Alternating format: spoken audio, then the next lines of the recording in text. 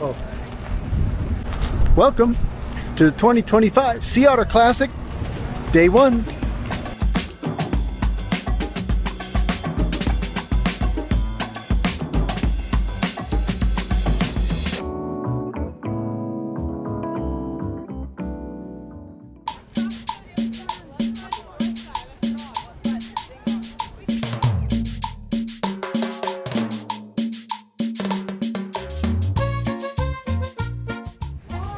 All right, Sea Otter 2025 Day 1, Granny Gear here at the Galfer. How do I say that? Galfer? Galfer USA. Galfer USA. They got rotors and brake pads. Maybe if you want to upgrade your brakes on your gravel bike, your road bike, your mountain bike, this might be the place. Now, if I wanted a little bit better braking system, and I say I have my SRAM set up on my gravel bike. Okay, let's talk gravel bike, because that's what I do. Absolutely. If I have my SRAM set up on my gravel bike, Mr. Galfer, I know you're not Mr. Galfer, what would you do for me to give me better braking? So you start with rotors and pads are the best way to go, especially on our road and gravel side, maybe our most underserved side, but we have rotors and pads for everybody out there. Very simple sizes of 140 or 160 millimeter. It's most stock sizes that are going to come on your bike. We have that and the upgraded sizes available in center lock and 6-bolt applications. And what would that rotor look like? And that rotor would look like, there's your 6-bolt application in 160 millimeter, center lock, and then your 6-bolt application in 140 millimeter. That is pretty. All built off of our same wave design, just like this rotor right here. But as you can see, the additional cuts that come out of there help drop the weight.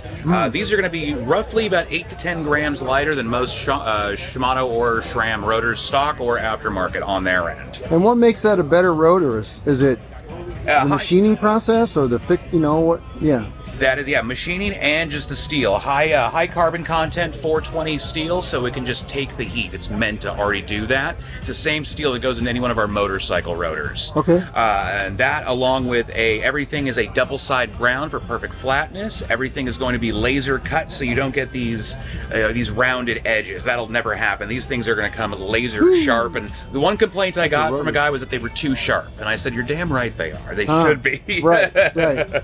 So now let's talk pads. Yep. What would you do for a pad for a gravel bike? If you wanted, say I got my SRAM brakes, I got the Galfer rotors, now what? So we have fitments for everything out there. We're not proprietary. We don't do anything weird. We have fitments for Shimano, for SRAM, all aftermarket, TRP, Magura, things like that. If it's a road specific or a gravel specific bike, more than likely we'll have our black pad to offer. Whoop. Which is our standard performance pad. Okay. We have a great OEM swap pad, but also going to be a huge upgrade over the stock pads. More high quality steels as opposed to organics, which a lot of companies use. If it's rotor gravel specific, we also offer our blue pad. Basically, you're going to drop a small bit of weight in that one. It also has a slightly porous design, so if you're riding in all kinds of weather conditions, wet, mud, it basically helps drain all of that out of it.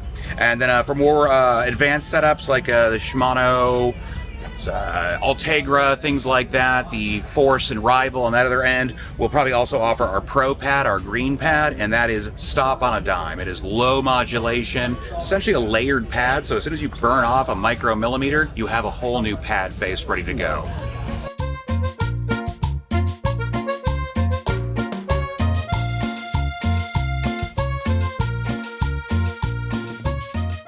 I'm in the Topeak booth, and if you don't know Topeak, you got to check them out because they make an amazing amount of things for cycling. Little tools of all kinds, torque wrenches, you name it, multi-tools, and they also make some really good bike pumps if you need a bike pump. So we're going to look at some of the new stuff they have, starting with, all right, so these little electric mini pumps, you see them everywhere, right? You see them everywhere.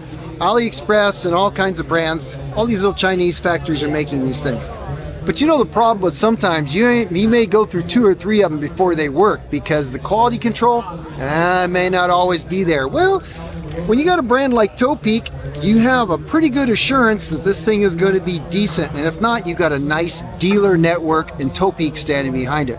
So this little guy here, this is the E-Booster Digital, and you can see it's got a little hose on it, so that keeps the heat of the pump away from the valve, which is kind of nice. If you're using a TPU valve or a TPU tube with a plastic valve, you don't want to get that hot. The hose is removable. It's either Presta or Schrader. It's got a little switch on top here that switches without having to do a whole lot of faffing about to make it Presta or Schrader.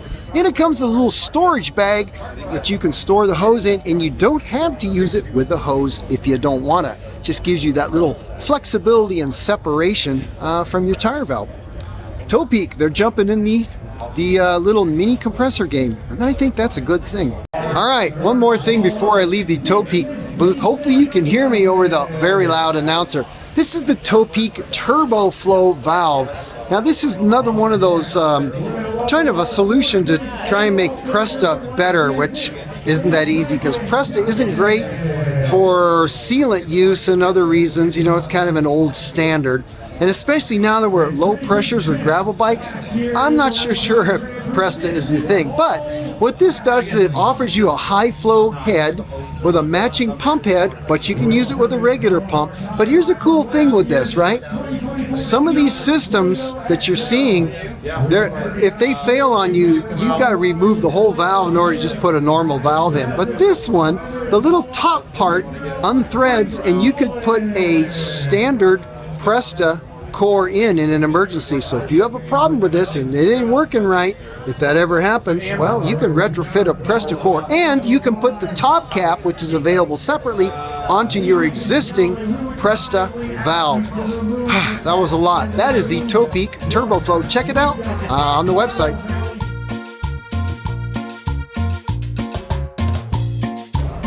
Hey, I'm over at the Sage Titanium Bicycles booth. I want to show you the Droptimator. Now, this would be the third bike I've seen so far at the time I've been here around the Sea Otter, and not in the show, but also riding out on the trails. Basically, this new crop of drop bar mountain bikes, and this one looks, well, first of all, Sage bikes, they're beautiful to begin with, but this one has, I think, the best perspective in like geometry. It doesn't look like you just put a drop bar on a mountain bike top tube. It looks like he took into consideration some sizing and changed the geometry a little bit. But this is the Droptimator, and looks like it's, I don't know, 100 millimeters of travel maybe. I don't think that's 120. Obviously it takes a mountain bike size tire and dropper post. Well, I really do think this will be the year for these coming out. I know of at least a couple others that are coming out from manufacturers, and there's going to be probably much more. See how many more I see of these new crop of, what do you call them, super gravel, monster cross. I'm calling them drop bar mountain bikes because I think that's what they are. I'm in the Pearl Izumi booth. They are celebrating. You say, well, what are they celebrating, Granny Gear? Well, they're celebrating 75 years of making some very cool cycling clothing. For instance, take a look at this retrospective of old jerseys through the years. Very cool. And besides that, they got the new spring line. Now I want to show you the colorway in this jersey. It's kind of a gravelish, mountain bike-ish, casual, go out to go out to lunch with your friends in it kind of jersey. But it's hard to show you what I'm feeling in the fabric, but it's very light, very breathable. And the new cargo short, they kind of upgraded them. Now I've got 2 pairs of cargo shorts in my repertoire of kit, and I like them very much from Pearl Izumi because I like the pockets that are on the side, but they changed one to a zipper pocket so your phone's more secure, and they also changed the fabric in the other pocket so it doesn't fit as tightly to your leg, but is still holding things well. All right, Pearl Izumi, they make some really nice clothing at pretty decent prices. Check them out. All right, I stopped by the Redshift booth. Now you know Redshift if you've been watching any of my videos, because I use the shock stop stem on my gravel bikes. I have my wife's gravel bikes, and it's even built into her BMC road bike because it is a great product. Even better, if it's possible, than the stem though, is the suspension seat post, because on my gravel bike, the Pro Post, absolute game changer. And I put one of their posts actually on my drop bar conversion Curly for bike packing bike, because I valued the health of my low back over a dropper post, you know what I'm saying? But now they have the new top shelf flat bar. So you've got the top shelf bar, which I'm getting ready to put actually on Curly as well. And it gave you that couple inches of rise, really a unique drop bar, really nothing I've ever seen like it. That came out last year or so, and that was very cool. Well, now they got a flat bar version of that. If you think that's a great thing, that might be for you. But also, if you're an e-biker or you're a more casual biker and you think you'd like a high quality suspension seat post that gives you some comfort, maybe that big overstuffed saddle isn't doing anything but giving you saddle sores, well, check out some comfort from Redshift, because they have the new shock stop. They're calling it the city seat post. If you're a city rider and you want less shock in your life, well, check out what Redshift has to offer. All right, moving on.